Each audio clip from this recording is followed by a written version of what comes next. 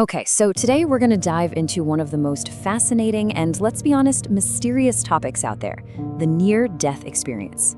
For ages, we've heard these incredible stories and debated what they mean, but what if the sheer consistency in these stories, from all around the world, is pointing to some kind of shared, universal truth? Well, that's exactly what we're going to explore. So let me just start with this one powerful question, just to get us thinking. What if thousands upon thousands of people, we're talking different cultures, different beliefs, different backgrounds, what if they all basically agree on what happens after we die? Because, the wild thing is, that seems to be exactly what's going on. These are not just a handful of stories you hear now and then. Near-death experiences, or NDEs, are a genuine global phenomenon. They're being reported by people from every single walk of life you can possibly imagine. And what is just so remarkable is the consistency. It's uncanny. The core elements you hear about again and again are almost always the same. This feeling of overwhelming, unconditional love, a sense of peace that's beyond any words, this feeling of being connected, a total unity with everything, a compassionate presence, and very often a review of their entire life. So you can imagine, right? When you have this incredible consistency, it naturally creates a kind of tension, a real friction. Because these deeply personal, direct testimonies, well, they directly challenge centuries of established religious teachings and doctrines. And that brings us right to the heart of it all. It's this collision course, this powerful clash that happens when someone's direct, personal experience runs headfirst into long-held traditions and dogma. And the whole conflict really boils down to this one sharp, really thought-provoking question. Why do so many NDEs describe a God of pure, unconditional love instead of the God of judgment and eternal condemnation that many of us were taught about? And when you lay it out side by side like this, that contrast becomes crystal clear. On one side, you have the traditional dogma, a God that's often tied to fear, to judgment, to punishment. And on the other side, you have the NDE revelation, a compassionate presence, just unconditional love, total peace, and complete understanding. I mean, the two perspectives could not be more different. So the real takeaway here is this. The people who survive these experiences consistently, almost universally, describe a spiritual reality that is just so much bigger, so much more loving, and profoundly more inclusive than what's often been preached from the pulpits. Okay, so if that's the conflict, what's the actual message? What's the unifying spiritual reality that all of these thousands of experiences seem to be pointing towards? Well, it starts by tearing down some really old, heavy ideas. The first part of this core message that people bring back is incredibly simple and incredibly direct. God is not fear. And it keeps going right along that same powerful path, stripping away another layer of dogma. The message is just as clear, just as direct. God is not punishment. And then it all comes together in this one ultimate, beautiful revelation. The core message that thousands upon thousands of people bring back with them is simply this: God is love, and not just any kind of love, a love that is pure, unconditional, and absolutely limitless. Now, it's really, really important to get this next part. This whole insight, it isn't being presented as some sort of attack on faith or a rebellion against religion. Not at all. Instead, it's framed as a direct spiritual revelation. So what does that actually mean? Well, a revelation in this context is a truth that comes to you through your own direct personal experience. It's something you feel, something you know deep inside yourself. It's not something you just inherit from a book or that's told to you by someone else. And this line just sums it up perfectly. It's not about fighting against something old. It's about waking up to something new and deeply, profoundly personal. This isn't rebellion, it's revelation. So the powerful idea here, the big implication, is that these experiences are pointing to a spiritual reality that's just so huge, so vast, that it transcends any single man-made religion or specific doctrine. The divine, according to these thousands of people, simply cannot be put into any one box. So why does any of this matter to you and me, right here, right now? Well, that brings us to the most important part, the kind of freedom that might be waiting for us inside this truth.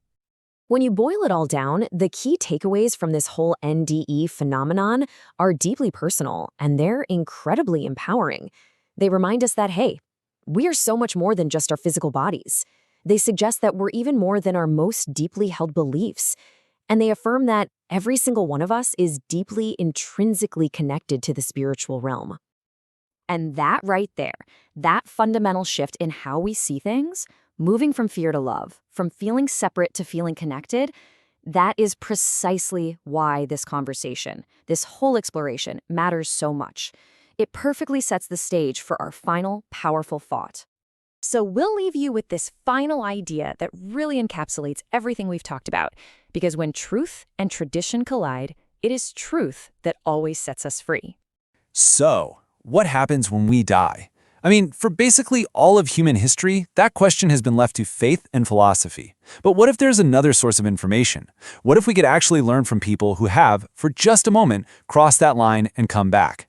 Well, that's exactly what we're diving into today. A look at near-death experiences and what they might be telling us about the ultimate mystery. And right away, here's the thing that's just so fascinating: the consistency. It doesn't matter what culture you're from, what language you speak, what you believe or don't believe. People from devout followers to, hardcore atheists, they're all coming back and describing the same core experience. And that's really hard to just brush aside. It's a universal pattern that kind of demands we pay attention. Which leads to the million-dollar question, right? If all these wildly different people are reporting the same fundamental thing, what is that thing? Let's break down what they actually say they've seen.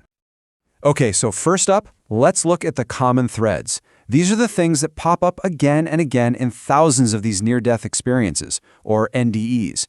This is really the foundation for everything else we're going to talk about. Forget what you see in the movies, the darkness, the void, all that stuff. The reports are shockingly consistent about this feeling of just overwhelming love and peace. There's this profound sense that everything is connected, a feeling of total unity. People often talk about being greeted by loved ones who've already passed on.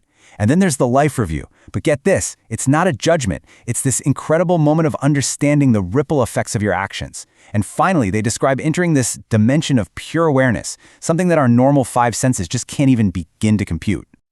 Now, to really get why these accounts are so, revolutionary, we have to understand what they're often up against. And that's the traditional framework of fear that's really shaped so much of our world. You see, for centuries, a lot of religious doctrine has been built on a foundation of fear. The idea of a God who's keeping score, ready to judge you, and the very real threat of eternal punishment. That was often the main tool used to keep people in line. But the message coming back from these NDEs, it paints a radically different picture. And we're not talking about a minor little tweak to the old story. It's being presented as a fundamental revelation about the very nature of God and reality itself. And this quote just nails it. The idea here is that these experiences aren't a rebellion against faith, they're a revelation for faith. It's like a direct insight that's updating our spiritual software, Unconditional love. Those two words are everything here. It's the one thing that is consistently described as the core characteristic of the divine presence people encounter. It's not a love you have to earn. It's not a love that comes with strings attached. It is just this pure, all-encompassing, limitless compassion. So this is where it gets really interesting. This is where the two worldviews just slam right into each other. Let's put them side by side and see just how different they really are. So on one side, you have that traditional picture of a God of fear, a God of punishment. And on the other, you have this consistent testimony from people who've been there, of a presence that is defined purely by unconditional love. I mean, these aren't just slightly different flavors, right? They're two completely opposite views of what's waiting for us.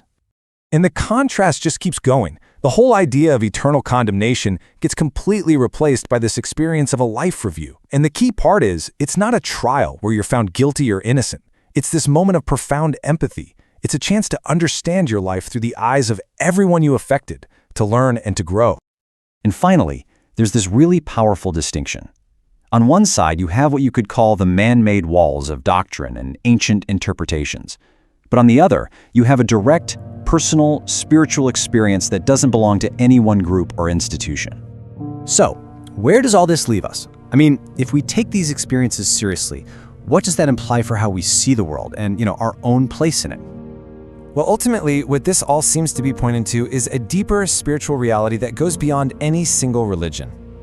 It suggests there's a universal truth that isn't owned by any one group, but is actually the shared inheritance of all of us. And if you think about it, this whole perspective gives us some pretty profound reminders about who we are.